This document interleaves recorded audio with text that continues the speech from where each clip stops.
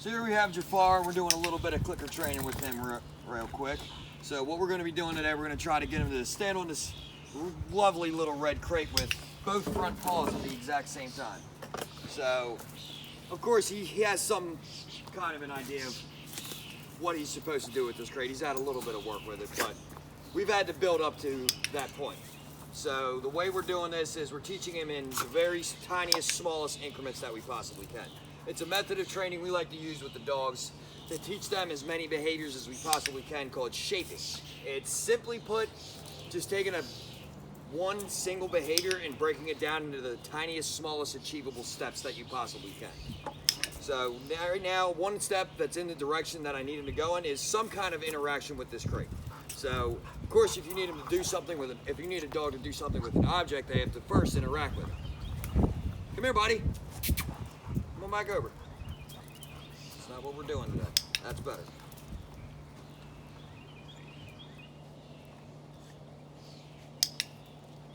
The way the clicker works is that it's just telling the dog that that's correct and that is in the direction of where I want you to go. So now we got a paw on the crate.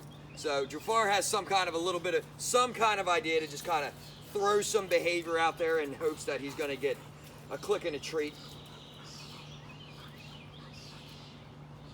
There you go, buddy. There you go. You want that piece? Okay, you look right back at it.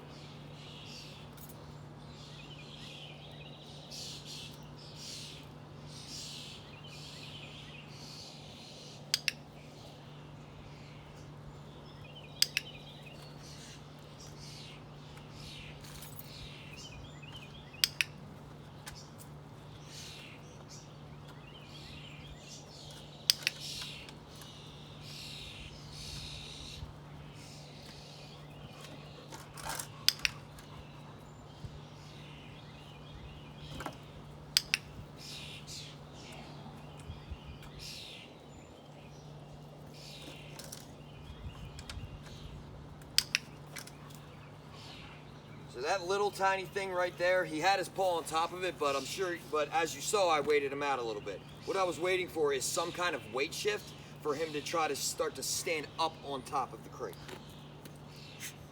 What this is doing, it's giving him a boatload of mental stimulation, and it's wearing his brain out a little bit. Since some of the dogs are in their kennels for uber amounts of time during the day, they can get a little bored. So the more you work their brain a little bit, the less bored they're going to be, and the more overall happy they're going to be. You all done, buddy? Yeah, baby. You all done yet? So what seems to be happening with Jafar, he seems a little bit mentally checked out on us. This tends to happen with this kind of training because it's working the brain a lot, and sometimes the dog's brain can get a little overworked, and once you start to see them kind of walk off and go off and do their own thing, that would be when you would want to cut your session right there, let them have a little bit of a break, and then try again in a few minutes.